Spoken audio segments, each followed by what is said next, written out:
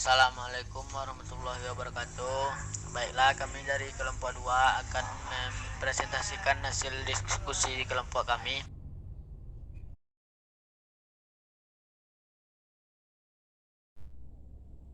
Antara paradigma spiritual dan materialistik. Nah, dalam dunia wisata adalah dunia bisnis. Dunia bisnis, sistematika ajaran Islam termasuk ke dalam ranah muamalah atau ranah jual beli yang membicarakan tentang hubungan antara manusia dengan segala aspek kehidupan.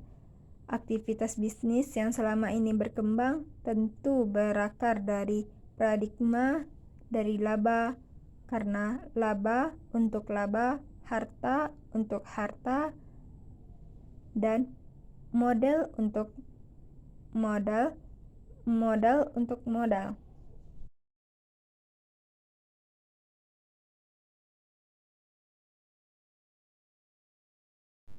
Nah, paradigma semacam ini tidak lepas dari akar filosofi yang mendasarinya, yakni filsafat kapitalisme yang berorientasi pada kepentingan materialistik semata.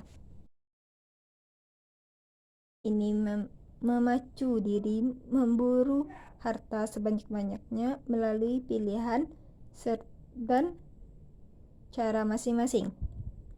Namun, dalam praktiknya tidak jarang pelakunya dalam melakukan bisnis mengabaikan norma-norma etika maupun norma hukum, baik hukum syariat maupun hukum modern yang berlaku. Mereka berpandangan bahwa bisnis adalah bisnis atau business is business, sehingga tidak perlu terikat oleh norma yang membelenggu dan mengurangi kebebasan, atau tidak jarang mereka beranggapan bahwa bisnis adalah aktivitas yang bebas nilai. Contohnya, masalah sarana untuk memenuhi kebutuhan makanan dalam sebuah restoran. Apakah setiap restoran itu ada yang telah memenuhi standar kehalalan setiap produk yang disajikan, yang ditandai dengan dicantumkannya label halal sesuai perundangan yang berlaku? Bukankah masalah kebutuhan makanan dan minuman merupakan hal yang sangat mendasar? Karena menyentuh langsung dalam perlindungan terhadap agama setiap wisata muslim. Fenomena yang demikian itulah adalah sebagai konsekuensi paradigma materialistik dan sekularistik yang lebih berorientasi pada kepentingan materi semata. Para pemangku kepentingan destinasi wisata konvensional seringkali diabaikan terhadap apa yang bernilai spiritualistik daripada materialistik. Dengan kata lain, mereka lebih banyak mendahulukan keuntungan materi atau harta, laba, dan profit daripada keuntungan yang bersifat spiritual transenden. Dalam hal ini, seakan-akan ada peran agama teralienasi atau terpinggirkan dari aktivitas wisata. Tidak demikian halnya dengan wisata halal. Sebagai rahmatan lil alamin, ajaran Islam multimedia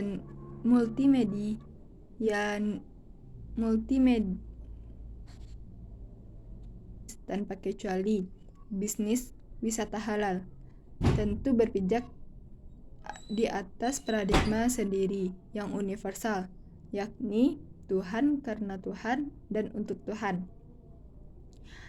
Paradigma ilahiyah Robbaniyah ini pada dasarnya dapat menyadarkan pemangku kepentingan bisnis wisata halal termotivasi karena Allah Subhanahu wa Ta'ala. Sebagai konsekuensinya, dalam melakukan aktivitas bisnis harus selalu dalam koordinir ketentuan Allah Subhanahu wa taala sampai akhir dalam mencapai tujuan untuk Allah Subhanahu wa taala yang diwujudkan dengan bentuk ibadah hanya kepada Allah Subhanahu wa taala.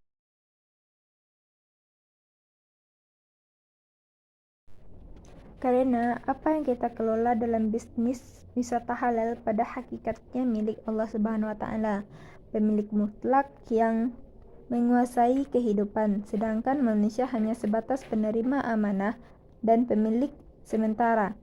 Sebagai penerima amanah, maka dalam pengelolaan wisata halal harus tunduk dan taat terhadap segala ketentuannya. Selanjutnya, hasil yang diperoleh dipersembahkan atau sebagai sarana untuk ibadah kepada Allah Subhanahu wa taala. Bukankah Allah Subhanahu wa taala menciptakan jin dan manusia adalah untuk mengabdi kepadanya? Manusia pada hakikatnya adalah milik Allah, sebab itu pada waktunya akan kembali kepadanya.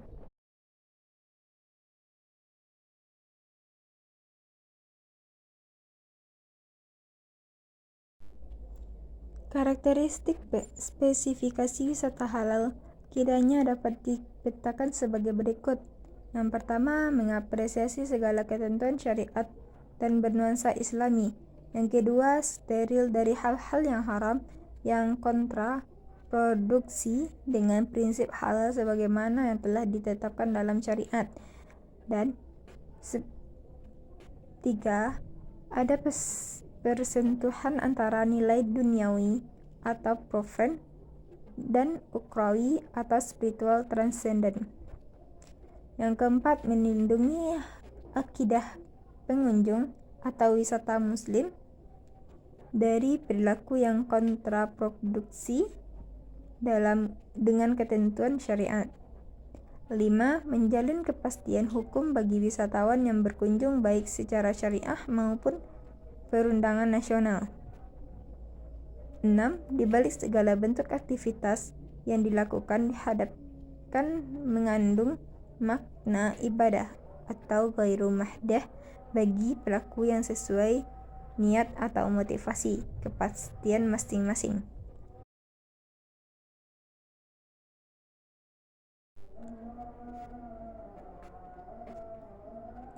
Persetujuan dimensi duniawi dan ukrawi tentu saja antara wisata halal dengan wisata pada umumnya atau konvensional dan sekuler sejatinya mengandung sisi persamaan dalam banyak aspek.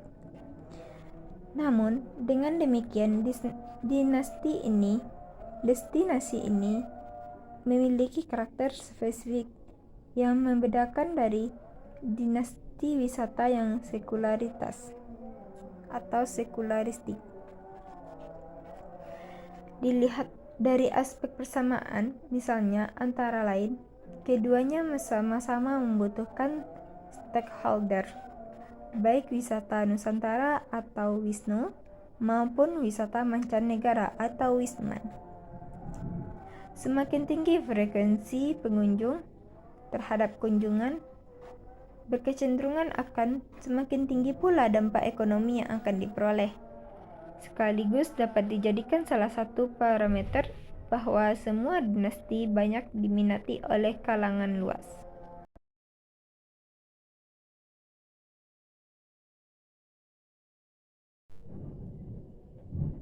Berwisata sambil beribadah, itulah kiranya semboyan yang tepat dalam dunia wisata halal atau wisata syariah.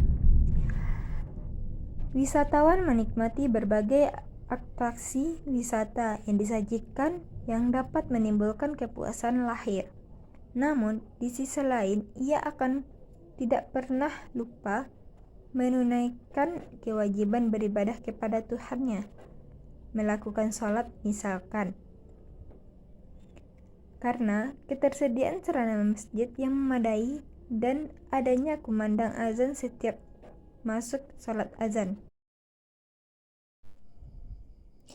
ekspresi ajaran rahmatan lil alamin dalam dunia bisnis. Sebagaimana yang kita ketahui bahwa dasar ajaran Islam adalah cinta kasih yang bersumber dari rahmah. Bahkan rahman bentuk derivasi yang lain dari akar kata rahimah yang merupakan salah satu sifat Allah yang jumlahnya 99. Nah, dari teman-teman sekalian, adakah yang tahu siapa yang wajib mengekspresikan ajaran rahmatan lil alamin dalam dunia pariwisata yang dibasiskan dengan syariah? Apabila dilihat dari aspek wisata sebagai sebuah industri, tentu banyak pihak yang terlibat di dalamnya. Nah, artinya perilaku tidaklah tunggal atau hanya cukup dilakukan oleh pihak-pihak tertentu saja. Jika demikian, maka akan menimbulkan kesan seakan-akan ajaran Rahman atau rahmatan lil alamin itu hanyalah sebatas milik kalangan tertentu saja, sehingga akan mengurangi makna universal yang hakiki.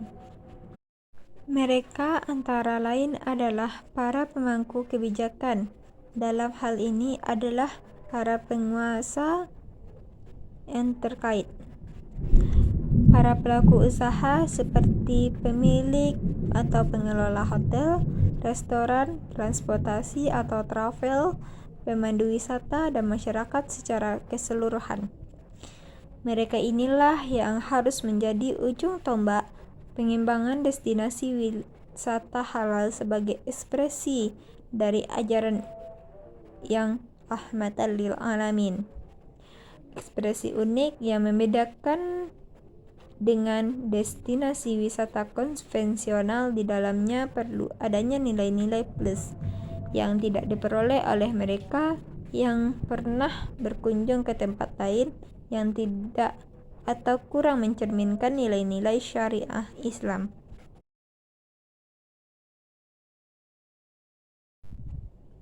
Sebagai media dakwah bi al-hal, dakwah dalam Islam berarti mengajak kepada kebaikan yang bertujuan akhir atau goal ending adalah untuk mencapai kebahagiaan lahir dan batin. Bahkan yang terpenting lagi adalah meraih keselamatan dunia dan akhirat. Dakwah pada intinya mensosialisasikan atau menyampaikan pada masyarakat secara luas mana yang baik dan mana yang buruk. Selain itu juga mana yang hak dan mana yang batil, sebagaimana yang diajarkan dalam syariat Islam.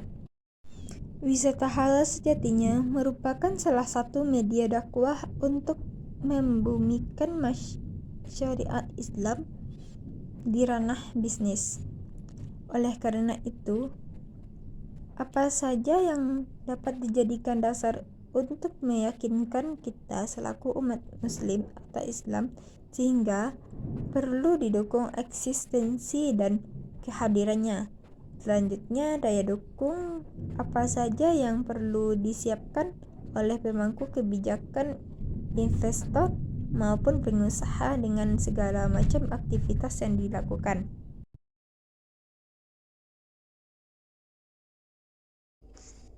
Medan silat al-rahim dan wastabik al-khairat.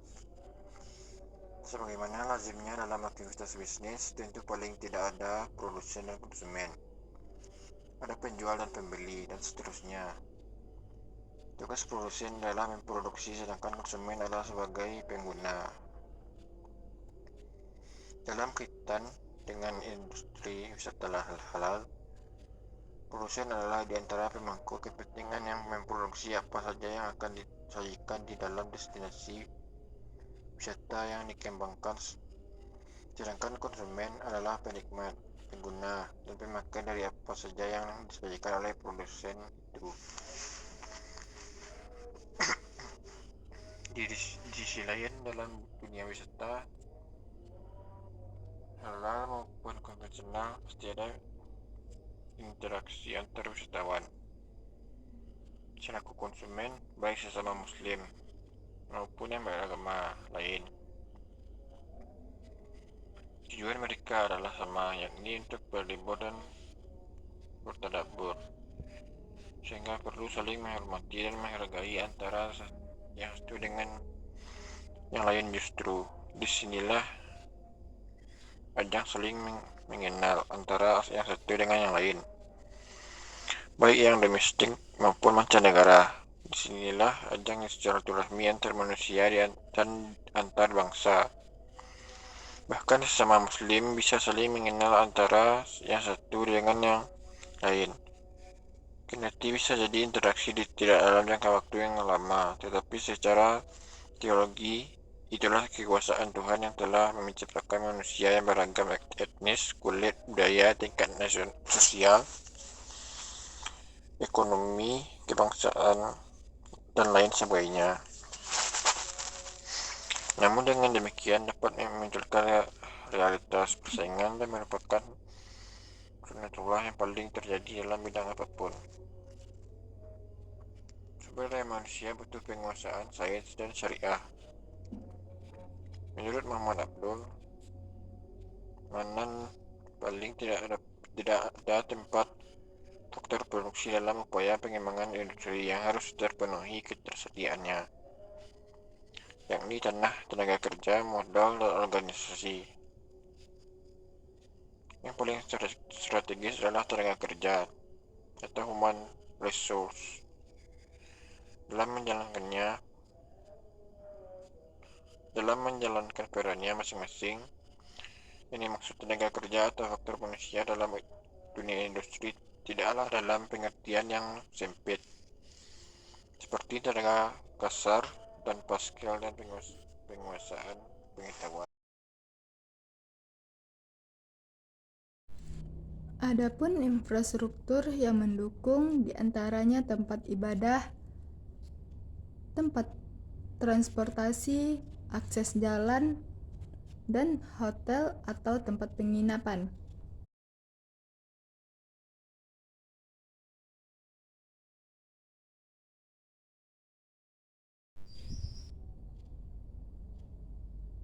Strategi pengembangan destinasi. Yang pertama, memelihara objek satu kawasan. Yang kedua, memberikan inovasi dan memodifikasi. Yang ketiga, membuat hal-hal baru yang berkaitan dengan destinasi halal.